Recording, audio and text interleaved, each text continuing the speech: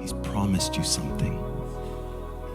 He's promised you something, and his eyes never leave what he's promised you.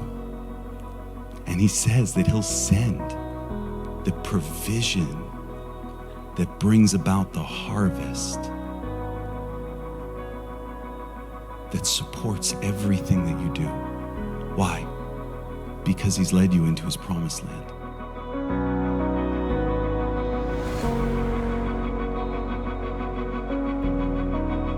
You guys all doing okay? Man, Will, I felt really good about what I said there, Will. Yeah, you said some good stuff.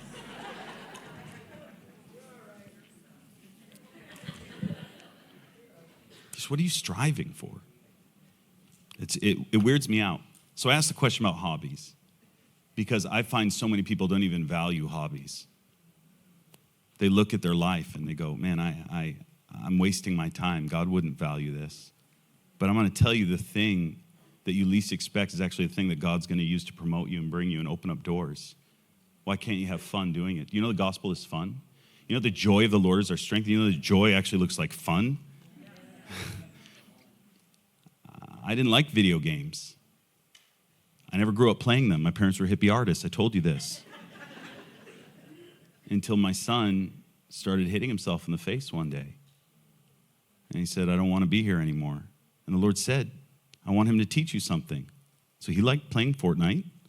And so I let him teach me how to play Fortnite. I had his heart back in 5 days. I lost it. I had his heart back in 5 days.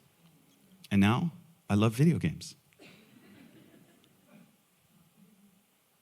And I minister to kids. In fact, this was it yesterday? The day before yesterday, I went and I drove a half hour to go meet with 4 little kids that I play Fortnite with their parents. And we have that much pull in their family now. They call me, pray for me. And now I have a voice into all these 4 little ladies. 3 of them were here last night. Not because I'm a minister, but because I hop on and play Fortnite.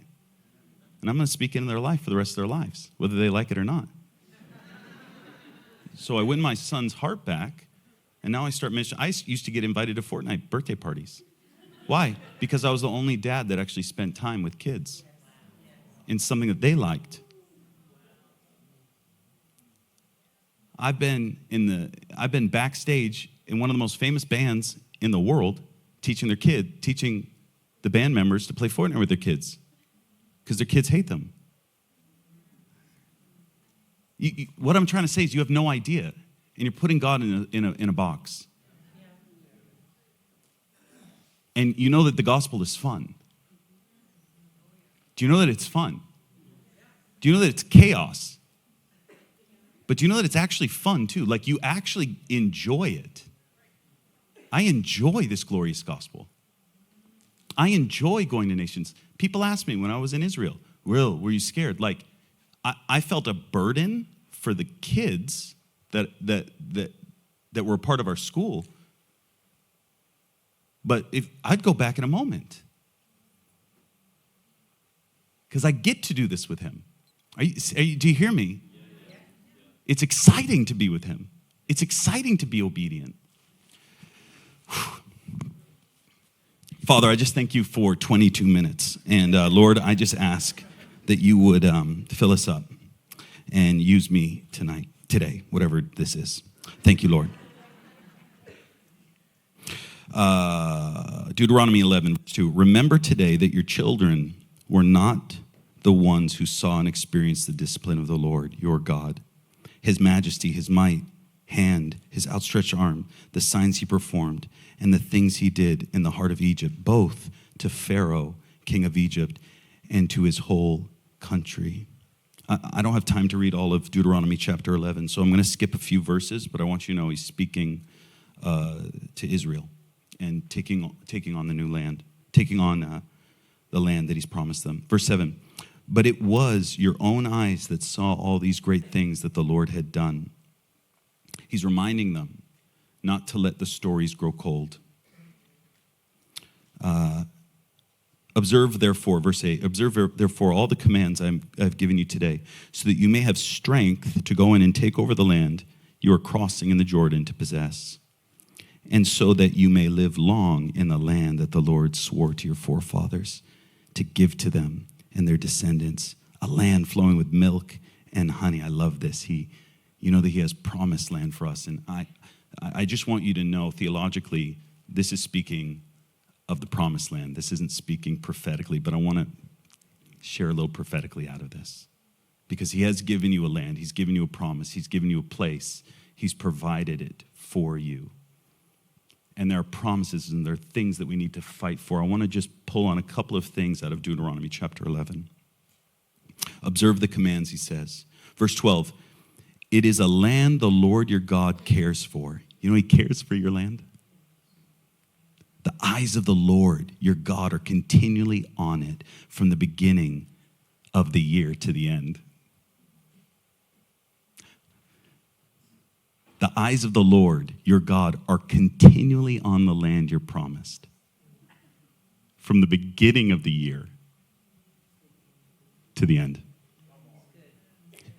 He doesn't lift his gaze from your promised land. He doesn't lift his gaze from what he's promised you. His eyes are on it from the beginning to the end. There isn't a moment that he pulls his gaze off of you and where he's placed you. And what he promises you. Oh, he's so good. Whether you feel it or not, his eyes are on it. So if you faithfully obey the commands I'm giving you today, ready? To love the Lord your God and serve him with all of your heart and with all of your soul. You were touching this, Richie. Then I will send rain on your land in its season. Both autumn and spring rains, so that you may gather your grain, new wine, and oil. He's promised you something. He's promised you something, and his eyes never leave what he's promised you. And he says that he'll send the provision that brings about the harvest that supports everything that you do. Why? Because he's led you into his promised land. This is the goodness of God. This is the Old Testament. This is the goodness of God. Do you know how much better the new covenant is? Do you know how much better he is, even now that we have a level of grace that they never experienced?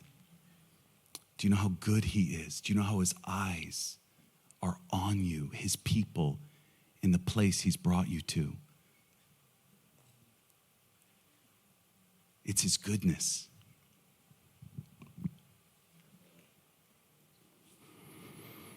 Verse 18, fix these words of mine in your hearts and minds.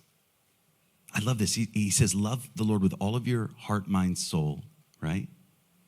And then he says, verse 18, fix these words that I'm telling you in your hearts and your minds. He says, put these promises in the thing that you're loving me with. Fix them there. Dwell on the goodness of his eyes being on you and the provision that he has for you where he has called you to. Fix that with the same thing that I'm telling you to love me with everything that you have. Put that in the same place that I'm calling you to love me and serve me. Put the fact that I'm going to provide in season and out. Teach them to your children, talking about them when you sit at home and when you walk along the road and when you lie down and when you get up. Write them on the doorframes of your houses and your gates so that your days and the days of your children may be in the land that the Lord swore to give your forefathers, as many as the days that the heavens are above the earth. Now, I listen, this word is speaking of Israel, okay? I know this. So theologically, I know this. And I'm not this guy that just twists and interprets and skews it to mean something else. So knowing that, but also knowing the heart of God to the people, to send them to the place that he's promised them. He has not changed. This is the God that we serve. When he calls you somewhere, when he sends you somewhere, it's not just to go and die and suffer. It's not just to go without him. It's not just to go and make it another year. No. He says my eyes are going to be on you for the entire year, not just the beginning and not just the end, the whole entire year. And I'm promising you provision and fruitfulness. Now, in the midst of all of this, does chaos happen? Yes. Chaos took place. They made massive mistakes. His word doesn't change. But here's what he says. He said, this can't just go in your generation. So God speaks keys to this transferring to the next generation. He says, you have to remind them of everything that I've done. You have to tell them all the time. You have to write it on the doorposts, right? You have to, as you're walking down the road, as they're lying down, you have to tell them the stories of what God did, how he showed up, how he proved himself strong. Why? Because they weren't alive to see those things, but you were alive. You were alive to see God move in a way that opened up this land for where you are at today. And the next generation cannot lose that. They can't lose that. So remind them. Remind them of the goodness of God. It doesn't say remind them of all of their ickiness. It says day and night, all day long, you testify of his goodness and the miraculous provision. Why? Because they're going to get the junk. They're going to get the junk. But are they going to get his goodness, his love, his provision? Are they going to know what I taught you? As I'm looking in this room, I am being a little nostalgic while I'm here, partially because I've given 16 years of my life in the flesh to Pennsylvania and to this house. Best years of my life. Never changed a single thing. But I'm a son of the house too. Okay? I'm a son of the house. Now, I'm a little bit in between where I'm not Randy's generation and I'm not the generation now where I have to go, do you know what Toronto is? And the revival. They're like, what's that? You know, like they don't even know. So I lived a little bit in the middle ground where I got to taste the move of God and the move of the Spirit. But I'm also here with the 20-year-olds, right, who are like, I don't know what that is.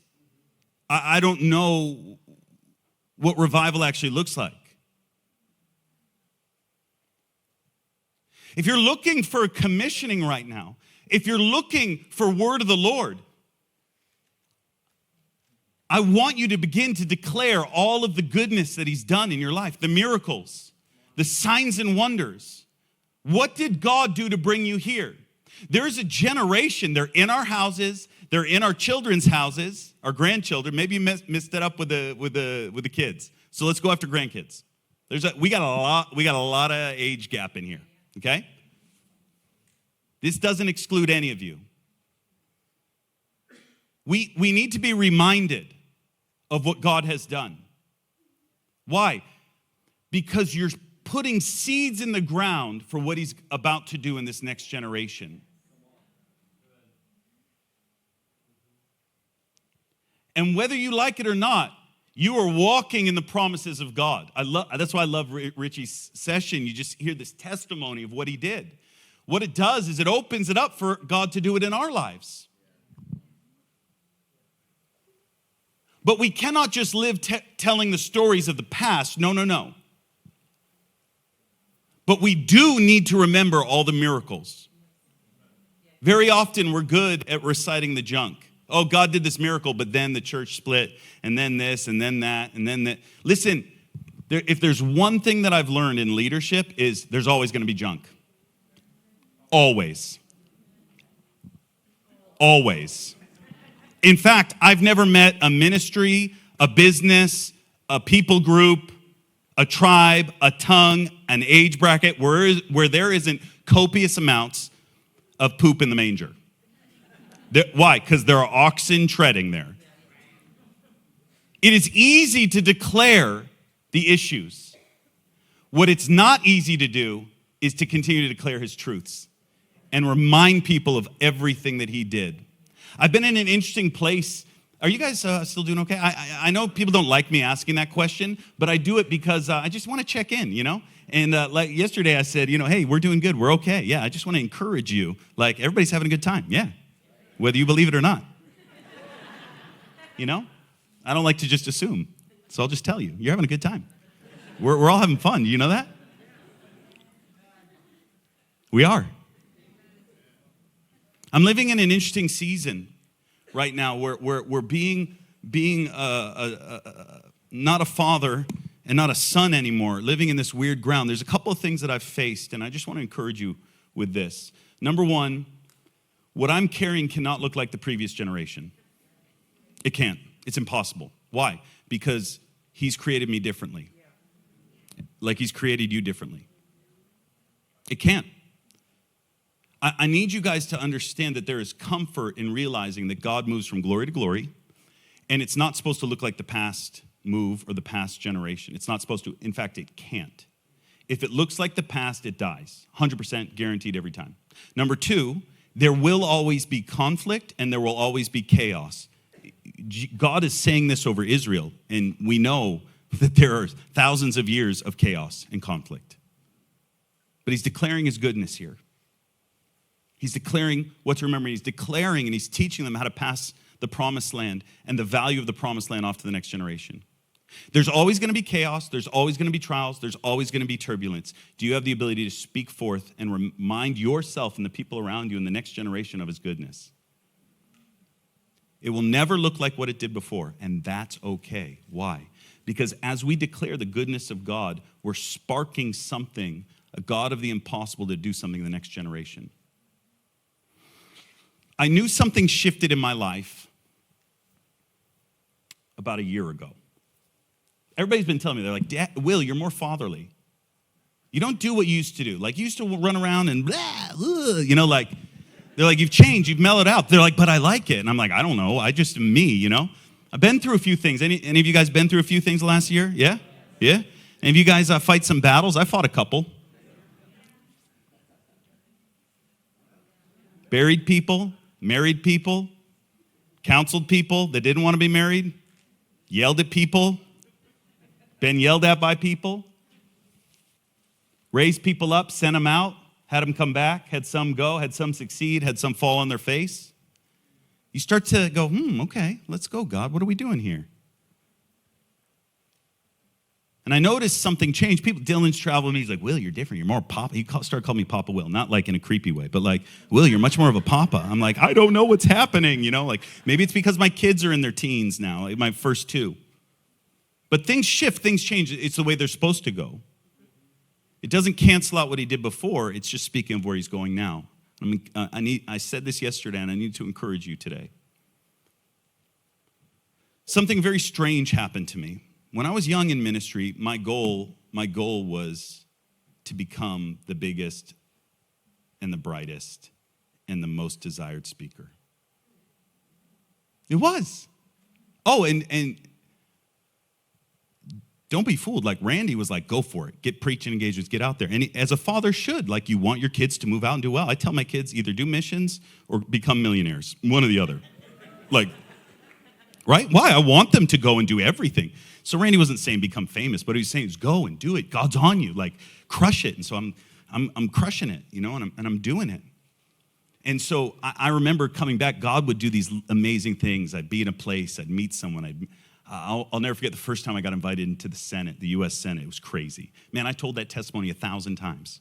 I went into the Senate. I'd just drop it, I'd be preaching. Well, when I was in the Senate, like ministering, And this was the pinnacle of my stories. This was the pinnacle of like, God's on me. Look at what he's doing in my life. And I noticed something shift in my life last year. Something strange happened to me. There's a story, maybe some of you have heard me preach it, where I ended up in marriage counseling in Colorado. Have any of you heard that story? Insanely famous actor, me and him and another couple. Our marriages are all falling apart, and I end up sitting next to like an A-list celebrity as we both stormed out of our marriage counseling that day, and I was like, dude, are you pissed? I'm pissed. Let's go. And we just took off into the middle of nowhere, Colorado, with a stranger who ended up being like an A-list celebrity that I didn't realize because he had glasses on. It's a counseling thing. Maybe you wouldn't know.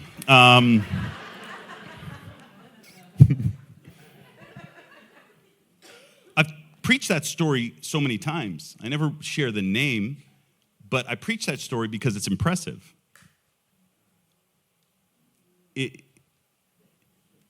It shows that God's on me, and this is what he does. Like, this is who I'm with. Are you guys okay? Like, is this... I'm being honest with you guys right now. I don't know if you just want me to read a psalm or something like that. Like, I can do that, right? But we grow. We mature. And something shifted inside of me, and I knew it, and I took note of this. Dylan wasn't with me on the trip. I wish you were. I don't know where you were, but Dylan has normally been with me. But this trip, I was out in Kona alone, and I get a phone call. Now, I don't like football. I don't. I mean, I know it's a thing, and yay, teams. But, like, that's just not my thing. Like I said, I grew up with hippie parents. They were artists. We didn't do any of that. I never played catch with my dad. And, like, I don't need inner healing because I think that's dumb. Like, that would be weird, right? Because I didn't have that. Like, why would my dad throw a thing at me? Like, we should be blending pastels or, like, something like that. You know, like, that's how a father shows love. So, like, and I'm good with that. You know, like, I'm really good with that. He's amazing. So, I don't know anything about the game of football, and I don't think I watched the Super Bowl. I don't think I did. And even now, I don't remember the man's name. Patrick Mahomes, okay? I get invited to go and be with Patrick Mahomes for 2 hours at a resort in Kona. I didn't know what he looked like, but I said yes, because I heard he was a big deal. And before I drive out to go meet with him and his wife and some friends of ours who were there that invited me out to be there and be a part of this little group of 5 or 6 people hanging out on the beach together, I ended up being with Lauren Cunningham. And it was a few months before he passed away, and I sat there in a room with Lauren Cunningham, and we zoomed in Heidi Baker. It was actually Lauren's office. This is a few months before he passed away to be with the Lord. And I sat there with Heidi and Rollin zooming in. I was sitting next to Lauren. It was my first time getting actual time with him. And I sat there for 2 hours as they shared stories. They just shared stories. You want to know what they talked about? You ever want to be a fly on a wall of 3 of the greatest missionaries that have had some of the largest missional impact in the globe? You want to know what they talk about? And Lauren knew he was dying. And Heidi and Rollin knew this was probably the last time they'd ever see each other again. Do you want to know what they talked about for 2 hours? Well, I'm not telling you. I'm just kidding. I'm going to tell you. You want to know what they talked about? They talked about the Bible for 2 hours straight. 2 hours straight. Nonstop, the Bible. And it wasn't just like scripture, like let's debate scriptures. It was, we need to get the Bible out to as many humans as humanly possible. How do we do this? How do we get the Word of God out to every tribe and tongue? And how do we do that as fast as we can in the best way possible? And I heard stories. I've known Heidi and Rollin since 1999. No, 2001.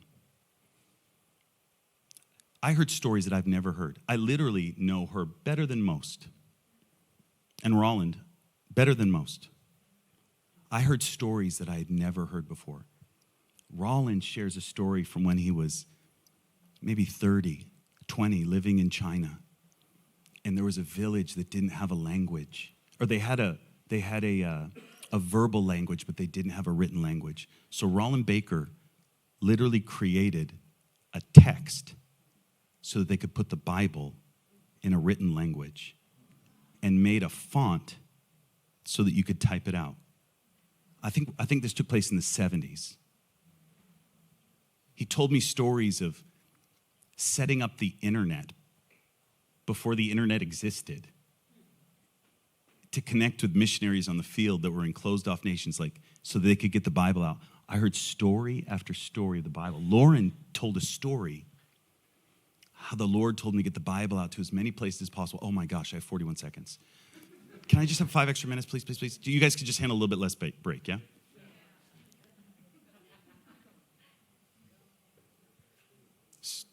I forget what I was saying. But listen, I heard stories that were insane. Lauren tells a story of how the Lord spoke to him and said, hey, you need to go and meet with 10 of the top world Christian leaders and ask them permission to get the Bible out to their communities and congregation. He understood what it was to honor the chiefs. And so here's what the next thing that comes out of his mouth. So I went to Russia to the Orthodox Church, and I met with the head. I was like, what? Who are you? He said, the Lord told me I couldn't call him ahead of time. I had to go to the nation and call him when I was there. I had 10 days to do this. 10 days, 10 nations, 10 leaders, and I couldn't call them ahead of time. So he shares that story, and I'm just sitting there, and Heidi and Roland are laughing. And then he says, yeah, and then I met with the Pope.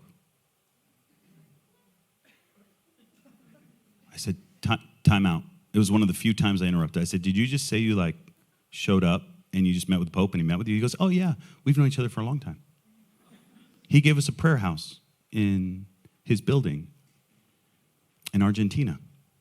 Oh, we prophesied him being Pope 5 years before he was ever Pope. I was like, okay. He's like, yeah, and then he shares a story. I won't say this part, but he shares a story where he corrected him.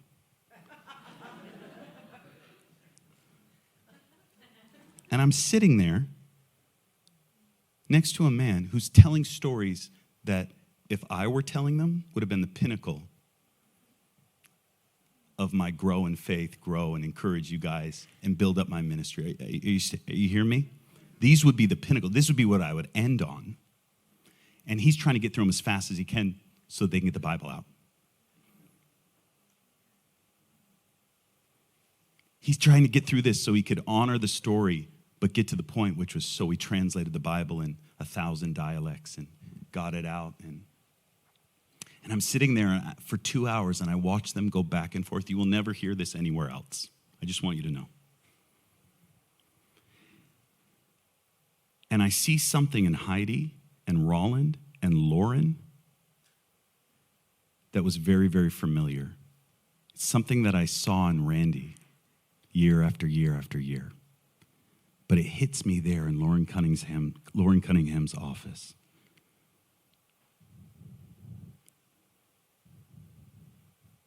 Richie, a few months back, I was in Brazil, and I bumped into you in the airport.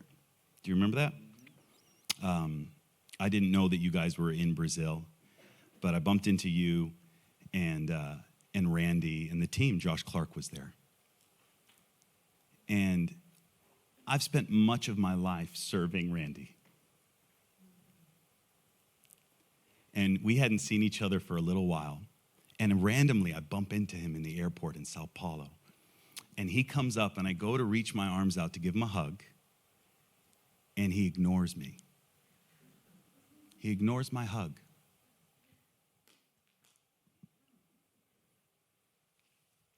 And he goes like this, Will, whoa, it's so good to see you. But I need to tell you something. God, just last night, I saw God do this miracle. And he goes in for 10 minutes as I'm standing there, not even having a hug from like somebody who I've dedicated serving your ministry for years. And all he does is bounce around like a giddy schoolgirl, telling me about a miracle he saw the night before. And I saw that thing that you see in Randy when he gets up and gives a testimony even today.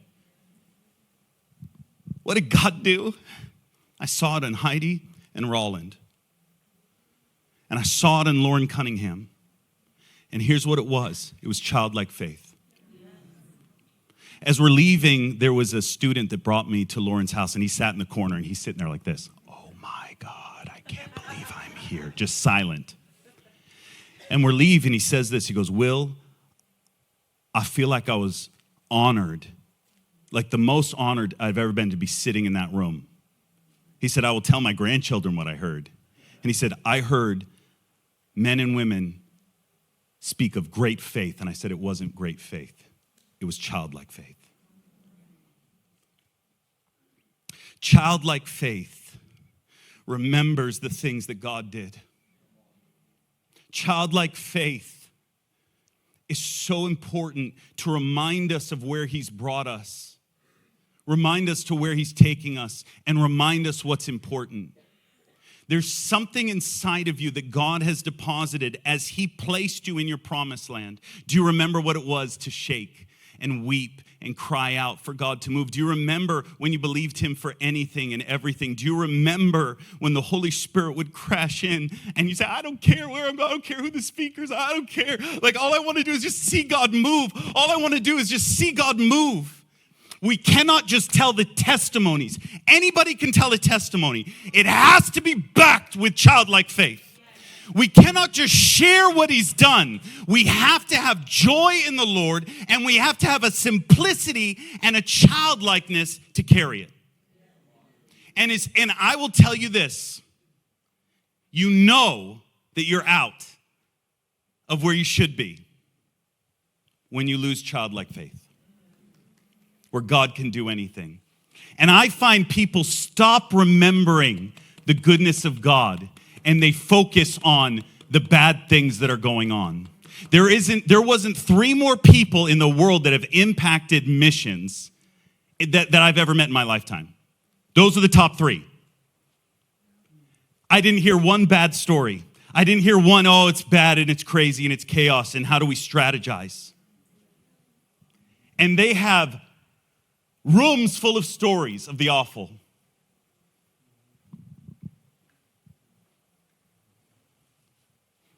Fix these words of mine in your hearts and minds and tie them as symbols on your hands and bind them in your foreheads. The things that God has done, and do not lose the childlike simplicity of what it was when he came after you and washed you clean. Do not lose that. They didn't argue over theology. They didn't argue and talk about who had the bigger ministry. Come on, stay with me. I knew something had changed inside of me because when I went to go meet the most famous athlete in the world, I could care less. I don't even remember his name. If I could have another 5 minutes with them in that room, I would do anything to hear another 5 minutes from Lauren. I would do anything.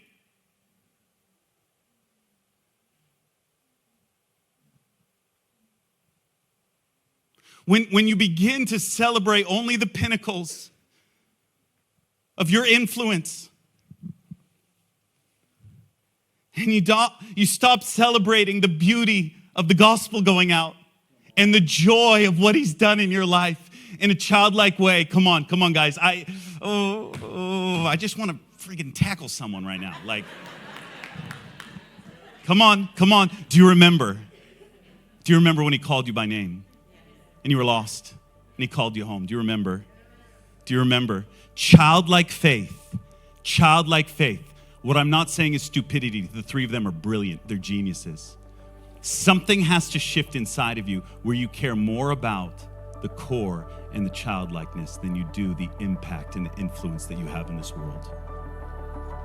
But you care about the impact that Jesus has in this world. Why? He's given you a promised land. He's given you one, and he's told you, tell the story.